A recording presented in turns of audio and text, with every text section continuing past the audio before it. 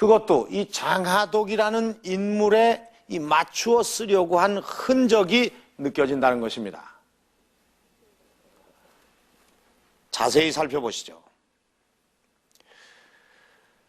또 실제 보면은 어떤 글자는 아주 의도적으로 길게 또는 짧게 쓰면서 이 인물과 글자 사이의 간격을 맞추려고 노력한 흔적이 보인다는 겁니다.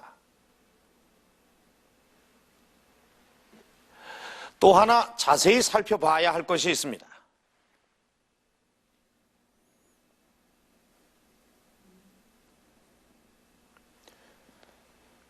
사지절도의 이 절자와 같은 경우는 글자가 좀 이상한데요. 이것은 자세히 보면 절자를 빼먹고 바로 뒤에 있는 도자를 먼저 쓰려다가 이 순서가 잘못돼서 고치면서 다시 쓰지 않고 대충 몇 획을 고쳐 써놓은 것을 알 수가 있습니다. 자, 이렇게 묵서명의 위치나 또는 글자의 조잡함으로 봐서 북한 학자들은 이것이 주인공의 묘지명으로는 볼 수가 없다는 것입니다. 그렇다면 묘지명이 아니라면 대체 무엇으로 볼 수 있다는 것인가요? 이것은 바로 이 밑에 있는 인물 장하독을 설명한 것에 불과하다는 것입니다. 자, 이 묵서명의 맨 마지막 구절을 자세히 한번 살펴봐 주시죠. 69 훈관. 이것은 일반적으로 관리를 지내다 69세에 죽었다라고 해석을 할 수가 있겠는데 이것은 한문 어법상 맞지 않는다고 합니다. 이 69 훈만으로도 69세에 죽었다라는 뜻으로 받아들여지는데 그 밑에 이렇게 관자를 붙인 것은 무언가 또 다른 의미가 숨어 있다는 것입니다. 자, 이렇게 관자를 붙이게 된 것은 결국은 69세에 죽었다가 아니라 69세에 죽은 관리 장하독 이렇게 설명을 해야 맞는다는 것입니다. 결국 이 밑에 관자를 붙인 것은 장하독이란 인물을 꾸미기 위한 단어라는 것입니다. 그렇게 되면 이 묵서명의 동수는 바로 이 인물 장하독을 가리키게 되고 결국 이 무덤의 주인공은 이 묵서명의 동수가 아니라 또 다른 사람, 바로 고구려의 왕이라는 것입니다. 동수묘를 부인하는 새로운 증거로 두 차례 추가 조사의 결과를 들고 있다. 이 조사에서 맞은편에 있는 인물 위에서도 20여 자의 글자가 확인됐다는 것이다. 그 전체적인 내용은 파악되고 있지 않습니다만은 이 사실은 바로 그 왼쪽 편 장하독 그림 위에 있는 그 묵서명의 주인공이 바로 무덤 주인공의 것이 아니라 이 장하독의 것이고 또 오른쪽 편에 있는 장하독 위에 있는 글씨는 또 오른쪽 장하독의 것이다. 그렇게 된다면은 이 무덤에 나오는 묵서명을 주인공과 관련시킬 수 있는 근거가 이제 없어지게 되는 그런 면에서 왕릉서를 뒷받침하는 중요한 근거가 되고 있습니다. 주인공이 있는 방 앞에 수문장격으로 서 있는 두 인물 위에서 공통적으로 발견된 글자. 그것은 각기 그 인물들을 설명하는 글일 뿐 무덤 주인공의 묘지명은 아니란 것이다. 왕릉설의 입장에서 본다면 관직책에도 달리 해석된다. 즉, 안악 3호분의 관직과 진서 직관지의 관직은 엄격하게 보면 약간씩 차이가 난다는 것이다. 이는 중국의 관직체계를 받아들여 고구려식으로 정배가던 중간에 나타난 고구려식의 관직이란 것이다. 무덤을 왕릉으로 보게 하는 또 다른 요소는 그 규모다. 지방장관에 불과한 태수의 것으로 보기엔 지나치게 크다는 것이다.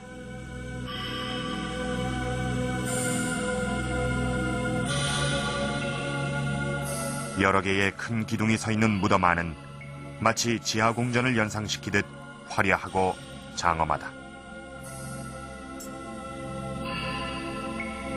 규모 면에서 또 하나 시선을 끄는 것은 대행렬도.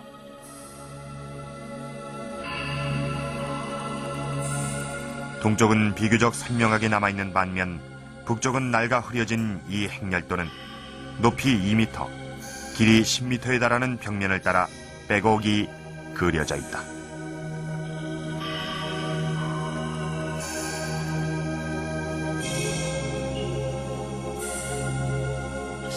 안악 사모군의 그 회랑에는 현재 약 250명의 그 구성 인원으로 된 행렬도가 확인되고 있습니다. 근데 이것은 전반부의 것만 그런 것이고 마멸된 후반부까지를 모두 고려한다면은 그 행렬도에 참여한 인은 약 500명 가까이 되리라고 추측하고 있습니다.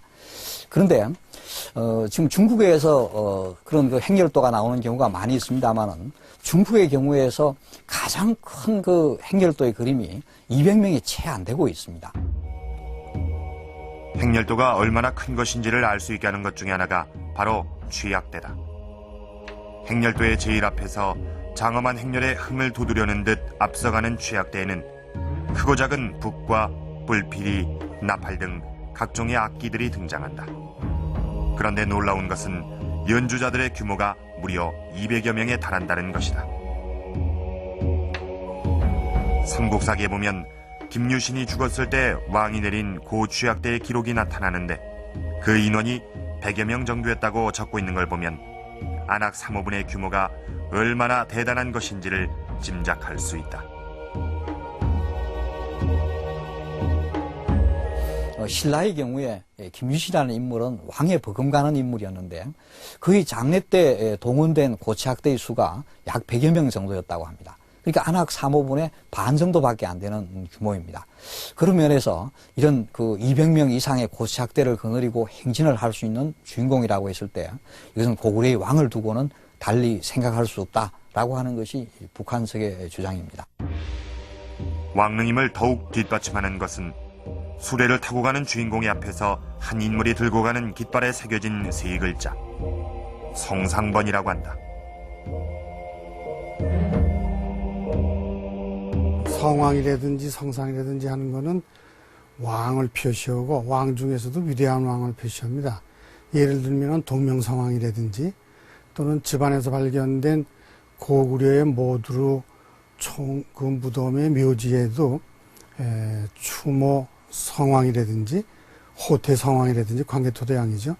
그렇게 성왕이나 성상을 붙여가지고 위대한 왕에 대한 그 존경의 뜻을 나타내는 것들이 있거든요. 그러니까 태수라든지 무슨 지방장관급의 성상이라는 건 붙일 수가 없죠.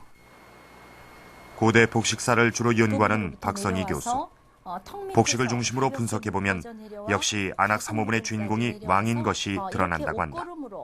처리를 하거나 또는 이 깃과 그리고 그 소매 부분을 화려한 이 장식 단추로 장식한 이 같은 그 모습의 그 복식 형제는 그 여밈새 부분에서 이렇게 약간 그 휘어진 이 같은 여밈새 안에 옅은 색의 속옷을 그 단아하게 입은 이 같은 모습은 이 고분벽화가 만들어진 그 같은 시대인 중국의 양진 남북조 시대와 또 그 이전 시대에서 거의 보이지 않는 복식 형제입니다. 그리고 특히 바로 그 오른쪽으로 허리띠를 묶는 방법에서도 중국의 복식과는 차이가 난다.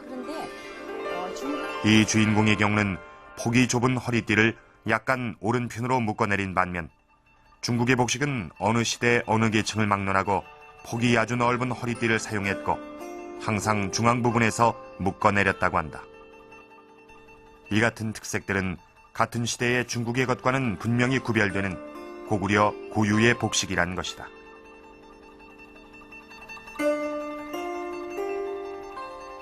나아가 주인공을 왕으로 보게 하는